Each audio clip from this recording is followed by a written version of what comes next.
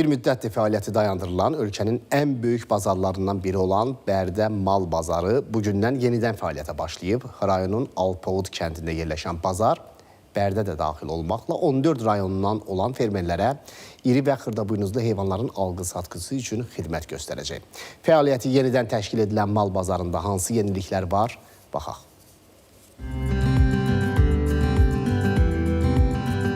Bərdənin Alpoud kəndində yerləşən Bərdə Mal Bazarında 1800 baş iri buynuzlu, 2600 baş xırdabuynuzlu heyvanın alqı-satqısı üçün şərait yaradılıb. Girişdə xüsusi dezbaryerlər quraşdırılıb, xəstə və ya şübhəli heyvanlar üçün ayrıca izolyator sahə ayrılıb. Bazarda təhlükəsizlik və sanitariya qaydalarına nəzarət gücləndirilib. Bununla yanaşı bazar ətrafında fəaliyyət göstərən iaşə obyektləri də yenidən işini bərpa edib. Satmağa gəlmişik. Qəşəng təmizlik, hər şey yaxşıdır. Biraz çətinliyimiz oldu qapıda.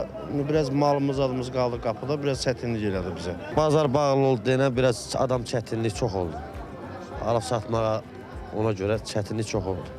Şükür ki, açıldı bazar. Həm satanlar, həm saxlayanlar çox əziyyət çəkdi. Zəhməti oldu ki, allıq, baxırıq, bizə satmaqdan ötürü, pul qazanmaqdan ötürü. O da bazar olmayana sonra kimə satacağıq ki? İndi qəşəkdir, ürəyin istəyəndir, əyə quru, rahat, girsəndir, su içində, sel içində, ot içində, hər şey içindədir. Qabalıq qabatırdı, əyimiz bizdə olurdu. Heyvanlar yaş qabanda pis günə qalırdı. Hər iki tərəfdə baytar məntəqəsi qurulub və yoxlamadan keçir.